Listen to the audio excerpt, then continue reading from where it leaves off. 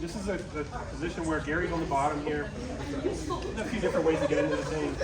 But I'll start it with, he's got my foot from like 3/4 to the mount. I'm almost there, right?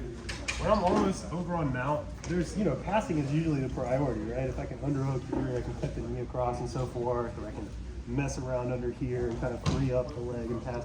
But sometimes that's not available, or, you know, you prefer to go for the submission here, okay? So I'm gonna pass my arm over onto this side, and the idea here is to hook Gary's leg with this, right? So it's already kind of there. So as I do this, I'm gonna look to capture his leg in one movement, if I can get pretty smooth at that, right? So from here, as your arms are coming all the way over underneath your partner's arm, right? You're gonna see if you can capture all in one movement like that right here. But I stay pretty loose here. I've talked a bit about that in the last couple of weeks. Just kind of not, you know, locking in a triangle or something. It needs to be more loose. And then it also kind of needs to make sure that there's a bit of tension here on their leg. You can keep that big. You don't need to add a whole lot to it. Right? Now I'm looking to grab this foot so that I can flip backwards like so. And I'm just gonna spring forward a bit. As I spring forward here, my options open up, right? First one's basic, just calf slicer. Let's do it though while we're here, right? This is still holding on. I'm pulling Gary's leg toward me, and I'm gonna grab at the toes every time.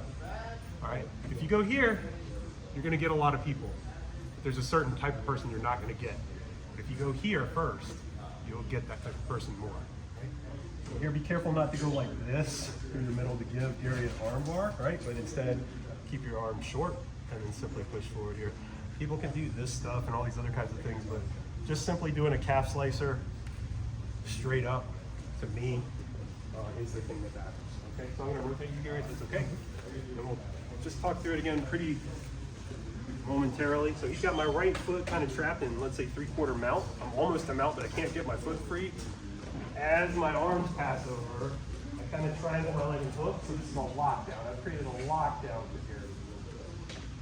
Once I have the lockdown in place, I'm grabbing the opposite foot. The opposite foot I'm gonna roll. Once I've rolled, I'm in this position that is really, really awesome, but I don't wanna kind of go and just grab Gary's foot here, right? I wanna kind of bring it to me and then grab the toes if I can for the slicing. And then once I have this thing bent, here, keep my elbow not to get arm barred. Easy does it, pushing outward, and you are good, okay? You guys feel all right with this one, right? I think everybody here knows how to do this roll to some extent, all right?